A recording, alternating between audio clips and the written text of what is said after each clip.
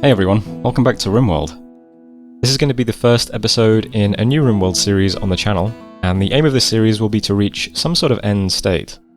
In the previous series I managed to construct a spaceship and get it launched. And in the series before that I managed to get everybody eaten by boars, so I'll try to do something a bit different than either of those this time. If you're new here, welcome by the way, I'm Mew. This video should be broken up into chapters, so if you'd like to watch me generate the world, pick the colonists, and so on, you should be able to easily reach those parts of the video. But if you'd rather just skip all of that and get straight to the gameplay, there should be a chapter for that too. So let's get started, shall we? New colony. In general with this series, I'm going to try to do things that I haven't done before. And so previously I have done Crash Landed twice now. The first time ended in disaster. Second time had some disasters but ultimately was successful. This time I guess we'll go with Lost Tribe. I think there could be some connection between this and the previous series as well, because at the end of the Rhino Town series, unfortunately we did leave somebody behind who had a gone wild mental state. I think it was poor Lavego.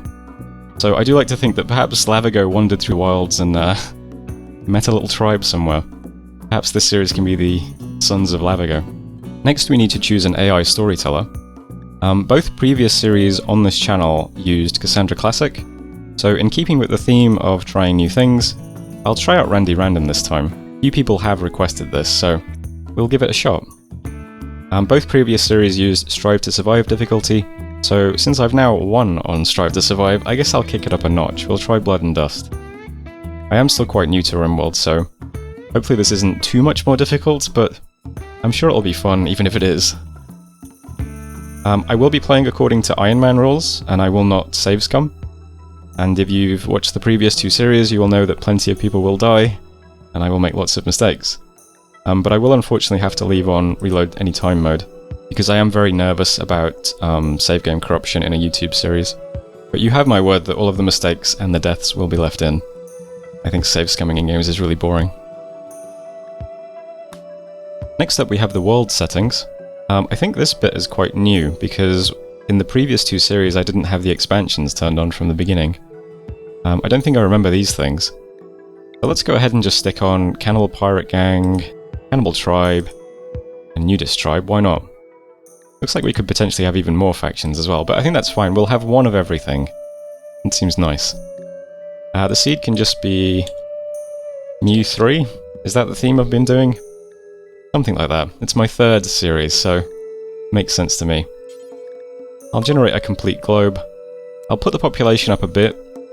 The reason for this is because in the previous series I feel like I didn't really do much trading when I probably should.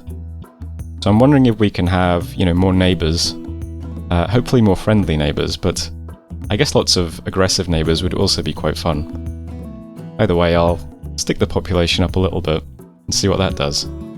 Now that the world is generating, I can show you that I do now have both of the DLCs installed, and this is going to be an almost vanilla run. I have quite a few mods installed, but about 90% of these just enhance the UI, or they reduce the number of clicks that you need to make in order to achieve things that you could already do.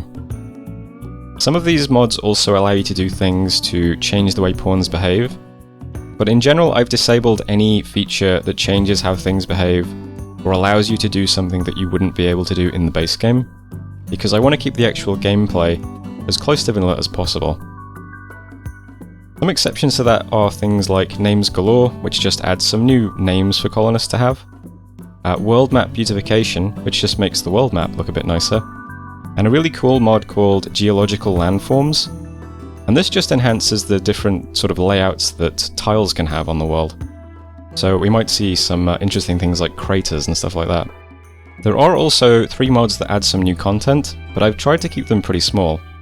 2 of them just had new memes to ideologies, and I've also installed a little mod that gives you some additional furniture as well. So these are some new things to discover, but in general they shouldn't be too much of a departure from vanilla, I don't think.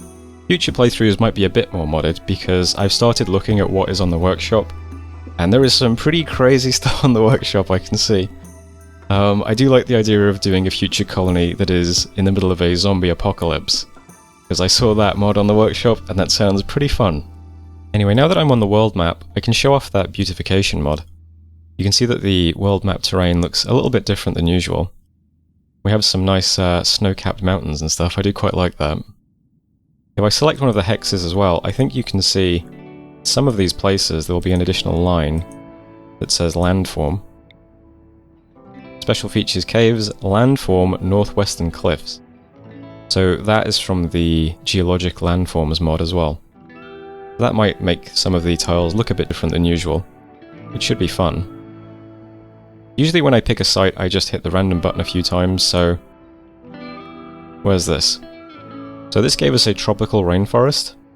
In this case I'm not just going to immediately settle on this tile though, I'm just going to try and find a tropical rainforest that has some people nearby. Because I did want to do a bit more trading than usual. And so I would like to have a little area. So this area looks quite nice. This is a rainforest as well, right? Yeah. So we have a rainforest here that has a lot of different factions nearby. Some of these are friendly, some of them are enemies. So this looks like a nice place to settle in. And this spot has Western Cliff as a landform as well, so this would look quite different as well. I can even search for a specific landform nearby. So if I wanted to do something really interesting like a valley, there's a little valley here as well. So stuff like that might be quite cool. I'm not going to worry too much about where I start though, because I'm probably going to walk around a bit before I settle. And I've never done that before. But the reason for that is because I would quite like to take advantage of the animatry. And so I'd like to find a tile that has a nice sort of central animatry that's easy to access. Rather than a tile that has the animatry sort of, you know, right on the corner of the map where you can't really make easy use of it. So we might be a bit nomadic for the first part of the series. But hopefully we can find a nice spot with a central animatry fairly quickly. Fingers crossed. I'll also bump up the map size a little bit, why not? This seemed fine in the previous two series. And that's that here. Next up is the ideology screen, and this is entirely new to me. In my last series, Rhino Town, I enabled the ideology DLC around episode 20, and so I never got to see this, and the game sort of just gave me a default generic ideology. So since I'm trying to do things differently in this series, I went ahead and created my own from scratch. I'll just quickly show off though, you can probably see that some of these icons look a bit different from vanilla. Things like astrology, I know. You can see a little line of cyan text there that says Vanilla Ideology Expanded, Memes and Structures. That's where astrology is coming from. So there are a few new memes in here from those mods that I've installed. I thought that might just make things a little bit more interesting. I'll go ahead now though and just show you the ideology that I created. And here we are, here's my ideology. Now, if you're one of my hardcore Dominions viewers, you may recognise the Flowerbed Church. Don't worry if you're not though, it's not important. I've written a little bit of their backstory here, and basically they're a very happy, nature-loving cult who tend to engage in lots of guided psychic meditation. They fit quite well in RimWorld actually. The big thing I wanted to take for this ideology though was High Life. And the reason for that is because the ideology we were given in the Rhino Town series was Teetotal. And so I knew that if there was one thing I wanted to enable, it was High Life. Or make altered states of consciousness a central feature of the nation. High Life is described as a medium impact meme though. And so I also wanted to make sure I enabled at least one meme that was high impact. And I felt like the one that paired best with High Life would be Tree Connection. We're going to be sort of tribal people who are indulging ourselves in psychedelic and consciousness expanding drugs and worshipping trees. It sounded pretty good. Next up was Psychic Focus. I plugged this one in because again, I thought they started to sort of pair well together. If we're going to be worshipping trees and we're a tribe, I thought we're probably going to have a focus on the animatry. So slapped Psychic's Focus in there as well. This is a custom meme that comes from Vanilla Ideology Expanded. So I also wanted to use something that's a bit new too. So this is a very sort of psychic and meditation focused meme. This also forces your colony leader to be your best Psycaster, which seemed pretty interesting. Final meme I enabled was Healthcare. I like this one because it has quite a few little boosts, but it has a big sort of drawback, which is that your ideology is required then to think charity is important, And it also makes you require a hospital as well. So some additional requirements from our colony. But again, the emphasis on charity also kind of fit well with the Flowerbed Church, so I slapped that one on too. I'll go down to the precepts now and just briefly show you the important ones. Drug use is going to be essential, which is interesting. We have a strong Garanlan connection, so I guess more Garanlan action in our futures. Charity is important. Trees are desired, which means we don't like cutting down trees, which now that I think about it will probably be a nightmare in a rainforest, huh? Should have thought about that. Our leader will be our best sidecaster. We don't mind sleeping rough, which might help the early stage when I'm being a bit nomadic. We enjoy meditating, hospitals, gain double psi focus, and have better 10 quality. Other than that, things are pretty normal, I think. We do have heightened psychic sensitivity though, so that's something.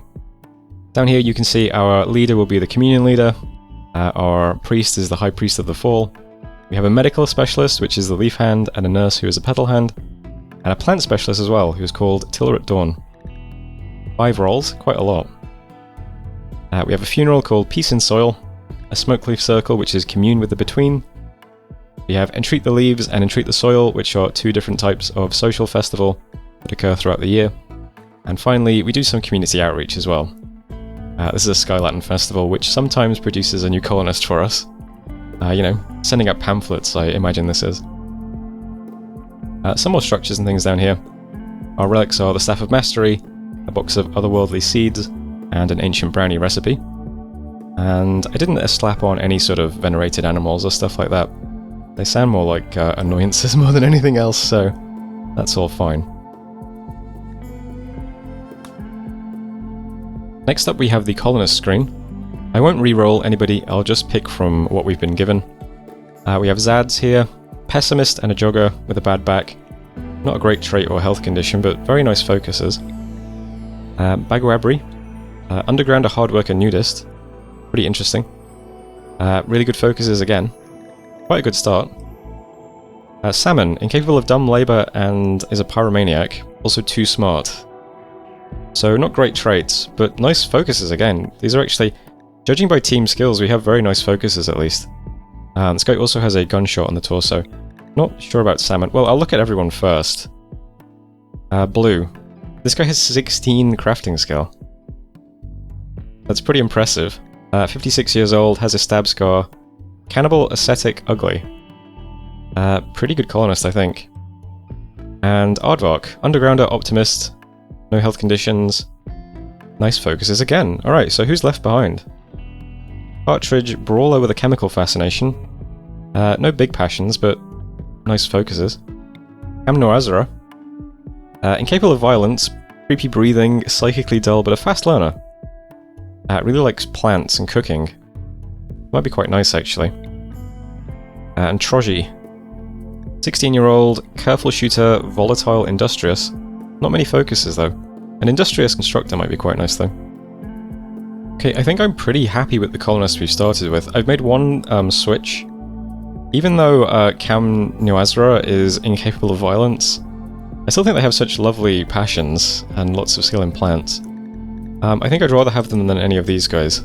Incapable of violence might be a bit rough, but we have 4 other people who can all do violence at least. 2 people who are focused on shooting. We have multiple people who can grow. We have 2 people who can cook. We have someone with a big focus on research and social.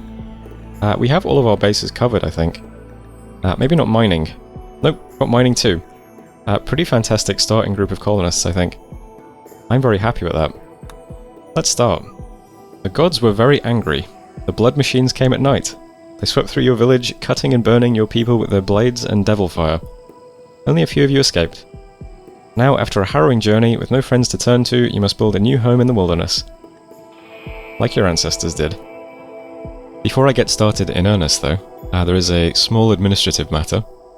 I made a little post on my Patreon asking if anyone wanted the name in lights. 4 people have volunteered so far. If you're interested, that post is still up. Let's go ahead and just rename these guys. First of all, welcome to the colony Purple 16. You are now a 56-year-old pessimist jogger. I expect big things from you in future. Next up we have Henry. Thanks for volunteering. You are now a hard-working undergrounder nudist. I think that makes you hardcore, Henry. Next up we have, joining the colony, is a 56-year-old ugly ascetic cannibal, Ramk. Welcome, Ramk. Looking forward to seeing what you craft us. And finally, special request to name one of the colonists Rat. Our friendly, optimistic undergrounder. Welcome to the colony. Alright, so with that out of the way, I'll just take a quick look at the map. As you can see, this is a very interesting layout. We have lots of rock to the north and south, and then a nice little brook through the middle. Interesting little valley layout. I can also see that the anima tree is over here in this little enclosed space. That's a pretty interesting spot, actually. I do wonder, though, if this is vulnerable or not. Seems like it might be. That's a very quaint little place to have the anima tree. I don't hate that. Even have some ruins nearby as well. If we're lucky, we might also have some good growing terrain around here as well. But this isn't quite what I wanted in terms of placement of the anima tree, but it does look very cool. And there's an argument to be made that might be more important overall. This would be a very nice little spot to build a colony, I think. It's a very quaint looking map. But I did say I was going to be a bit nomadic, so there's no risk, I don't think, in just sending everyone out looking at some other hexes, see what those ones look like. So first of all, I'm going to just unforbid everyone's food so that they can get a meal. We did have some people who were malnourished. And then I might as well go and send them out looking, see what the neighbouring tiles look like. So here's how we look on the world map. If I understand correctly, I think we can settle any hex that's at least one space away from ourselves. So we should be able to check out these 3 hexes, and the journey might not be too bad because it'll be along roads and a river in this case. I'm going to go ahead and form one caravan. It'll take half a day. I'll send purple. I did place the pemmican in a little stockpile, so could also bring a little bit of pemmican as well to keep them fed. I don't think they need quite that much, though. I think they'll get by with 20, that'll be fine. So purple can head to the east. Next up, we'll send one person north. Let's send Ramk this time. And once again, just a little bit of pemmican. And again, this is just to see what these tiles look like. Last up, we'll head this direction. In 3 days, we'll send Henry. A little bit of pemmican. You're good to go. If these hexes look more interesting than the current one, I guess we'll move. But if not, I don't mind this hex. It's not too bad. In my previous series, I was a bit confused about why I couldn't settle on multiple tiles. If you are equally confused about that at any point, there's this option in the options that allows you to increase the number of colonies you can settle at the same time. It's on 1 by default, but as I understand, this is just a performance thing. Certainly for scouting, I think it's fine to just turn it up. Let's do a bit of scouting. Rat is not a great shooter. I'm going to have him equip a bow though. He can stay here with Cam Nyoza, who cannot do any violence unfortunately. Cam is very, very good at plants though, so while the guys are exploring, I'm just going to set a ton of berries to be harvested. That should give us a little bit of food coming in. Can also do a bunch of really basic stuff for this tile as well, which is get down some sleeping spots in the grass. We don't mind rough living, so not much of a problem. Probably should have checked that this cave was safe before looks like it's not safe. Almost started with a disaster. Purple, is there any way I could make you path a different way?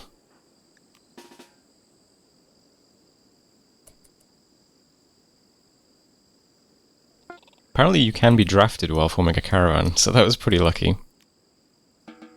If I undraft you now, will you form the caravan again? Excellent, okay. I'm gonna have to very quickly set up zones to forbid people from walking through these caves, I think. Would probably be a good idea. But here's the tile that Henry has arrived on. Also really interesting looking. We have a ton of cliffs around the edges. Animatry is here. A bit more central, sort of. How does growing terrain look like here? There's a ton of good growing ground over here, but it's a bit close to the edge of the map. Might be slightly harder to take advantage of that safely. It's also a very nice tile. You can see there's a geothermal vent right next to the anima tree though, which is a bit awkward. Because you would like to build on that at some point. Pretty nice tile though. While Henry's here, I'll go ahead and give him a little resting spot. Give him some berries to harvest. Henry, of course, also a very good plant guy. Ramk has now arrived at their destination as well. Let's see what this one looks like. Very restrictive tile. I'm not terribly interested in doing a big underground colony because we do love trees. We're going to want to have trees around us as much as possible. The anima tree on this tile is in a pretty nice spot though. Very defensible. Looks like we'd have lots of growing terrain here as well. I mean, this would make a very cozy colony, wouldn't it? So once again, I'll just give him a little rest spot for a second. Let him harvest some berries, and I'll leave him to it. So Purple's tile also has a nice brook running through it. And the anima tree is over here, also pretty easy to take advantage of and to defend, I think. One drawback of this tile is we really wouldn't have much good growing terrain, unfortunately. The best patches of growing terrain are right on the edges of the map as well. Even those aren't very large. Of all the tiles we've looked at then, I think I like Purple's tile the most, actually. Ramp's I think is a bit too claustrophobic. And although Henry's is nice, to me it feels a little bit cheap, I don't know. Having large sections of the map just blocked off like this. It'd be very easy to deal with invaders if they're all going to come from this direction. Our starting tile is also pretty nice, but this feels a bit more restrictive than this, which is a lot more open. But this one still manages to look quite interesting. The drawback of this tile is going to be very little growing terrain, but I think we can grow things all year round anyway. And we should be quite good at growing, so probably not much of a drawback actually. I might start moving everyone to Purple's tile. I've turned on work priorities for everything Purple. It's going to be her job to start setting things up over here. While everyone else sort of slowly moves over. So, I'm going to send Henry and Ramk back to our original tile, while Kamnuazra and Rat keep picking berries, get things nice and steady there. You can all do some eating, some resting, and while that's happening, Purple can set up this tile, and that'll be where we ultimately move to. I think at some point I'm probably going to want to open up the area around the anima tree a bit more. For the time being though, I'm going to slap down a couple of meditation spots. So our guys can meditate at the tree when they need to. Probably also going to wall off some parts of this terrain as well. We'll have to put a wall around here, I think. Just outside of the water. And then wall off these bits as well. This bit here. And that gives a nice little encapsulated area. Got some ruins to pull resources from. And little patches of growing area in here too. So it should be a nice place to start. We'll probably turn this into temporary accommodation as well to get started. Although our guys don't mind sleeping under the stars too much. One slight issue, of course, is that we really do not want to cut down trees because we really dislike doing that. So what I'm going to do first of all is I'm going to make a little stockpile for trees. And then I'm going to start extracting trees from places where we quite want to build some things. So I think it's plants. Yeah, plants. So this is going to be our good soil. I definitely want to clear all the trees out of this, so let's go through the process of setting them all to be extracted. One thing that's really cool about this is then we can plant them in interesting ways. Sort of decorate our colony with replanted trees. Might take a little while before we get to that stage though. Here's Purple with one plant skill, extracting some trees. Might take her a while. Got some little sleeping spots down in the dirt, butchering spot, campfire eventually. Gonna have to bring the wood from our original tile though. Not gonna do any tree cutting here. Henry's caravan has met peacefully with a caravan from Confederacy of Galga. Looks like they're coming to trade with us. Unfortunately we don't really have anything to trade just yet. Don't even have a stable home address just yet. Maybe soon. Our remaining 4 colonists are now all together back on the original tile, so I've created the final caravan. all of our animals, our people, our items as well. 500 wood, our 200 silver, our weapons, and all the berries we just picked. 212 berries, plus the 96 pemmican. So those guys can head over to where purple is. And this final site can be abandoned. Okay, it can't be abandoned just yet. I guess the caravan has to actually leave the tile. Makes sense. And meanwhile, purple is still busily pulling trees out of the ground. Fortunately, we're going to have plenty of berries for a while. We should be fine. I'll just check, how's purple's moods in doing all of this? Big thing we're missing is light and comfort. But otherwise, we're not too bad. Also looks like apparently purple and Ramk are lovers. Congrats to you guys. Here we are, all together at last. Purple is hard at work, getting the territory ready for the others to arrive. Now that we're all on the tile we're going to be living on, I'll also set up a slightly different schedule as well.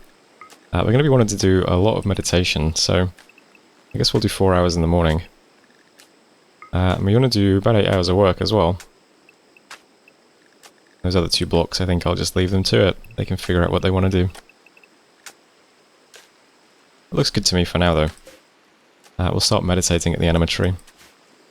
Now that things are settling down a bit, probably going to need some roofs at some point.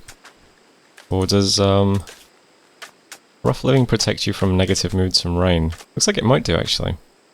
It's pretty good. We've got the campfire set up now, though. Go ahead and put down a hoopstone ring as well. Give them something to entertain themselves with. I've designated this little area for deconstruction as well. We'll recover some bricks from this. Let us make our own little structure over here somewhere. And I've also designated a little bit of the steel for mining too. We'd like to get a research bench going too. We're going to really need some research in this one. Didn't really start with much as a tribe. You can also see that I've got the vanilla expanded furniture mod in, which just adds some additional little bits of furniture we can research too. Not going to worry too much about that though. Not just yet. Need some basics first. Probably a good time to start supplementing our berries with some meat and meals too. I guess I'll queue up some boars to hunt. There's quite a few of those on the map. The first colony I did ended when I tried to hunt a load of wild boars and they all retaliated, but it doesn't look like they do that anymore. I guess it's safe to hunt boars now. While the guys are sleeping, I'll just make another little note about mods. You may notice I can zoom out very far. That's from Camera Plus. I do like that it also turns things into little markers on the map when you zoom out all the way. I've also got the minimap in the top right as well. That one's from Dub's Mint Minimap. Pretty useful one. Just in case you're wondering. Last mod you might have noticed is that my panel down here looks really different. This one is really cool. This one's called RimWorld. It basically lets you completely customize this panel to see whatever information you want to see when you click a colonist. So in my case, I'm tracking their shooting and melee skill, their move speed.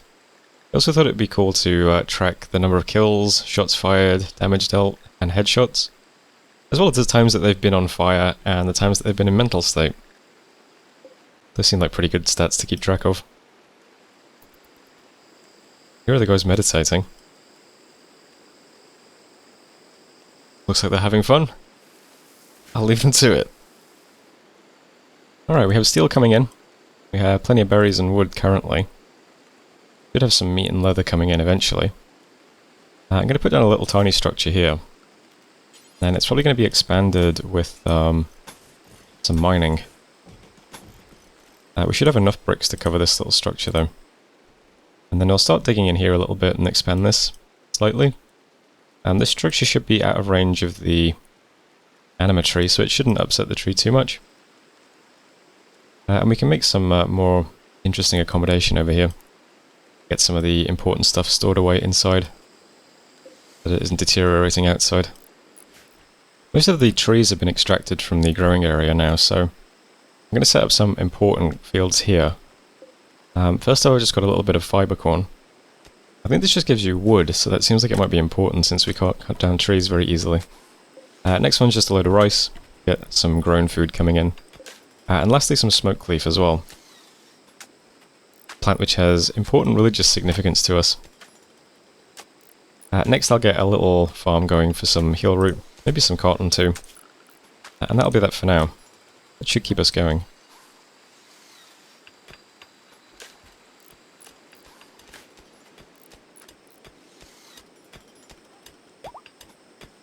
So, new structure almost finished. Planned up some little things, got some more sleeping spots, passive cooler, new campfire, get a little table and some stools, and also a little crafting spot. And looks like we're being attacked by the face beater unit. This sounds pleasant.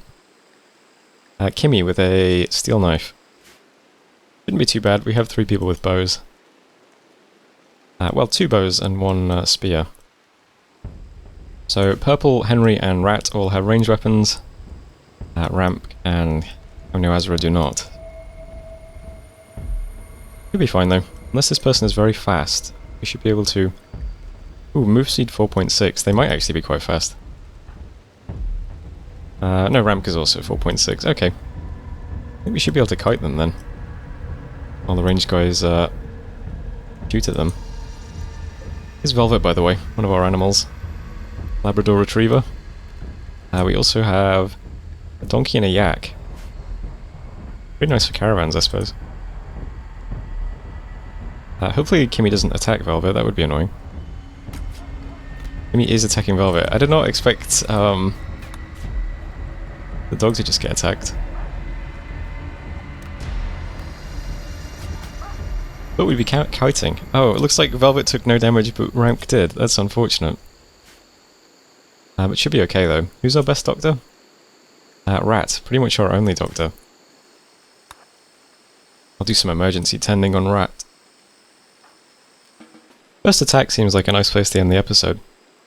Looks like we've got our temporary barracks set up pretty nicely now as well. Almost have 2 new stools.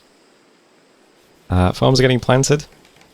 And speaking of planting, gonna have to actually replant these trees before they die. Gonna die in 5 days. I assume this will also trigger a negative mood, but I suppose it might be a bit of cheese. Got some boars coming in as well. Seems like things are pretty steady at the moment. We will not be able to cook if we run out of wood though. So I'm really hoping we get the fiber corn coming in quickly. Next task is going to be doing some basic crafting and getting the research bench set up, I think. So if you've enjoyed this episode, consider subscribing so you can watch the next one. Otherwise though, that is it from me. So thanks for watching, hope you enjoyed it, and hopefully I will see you in the next one.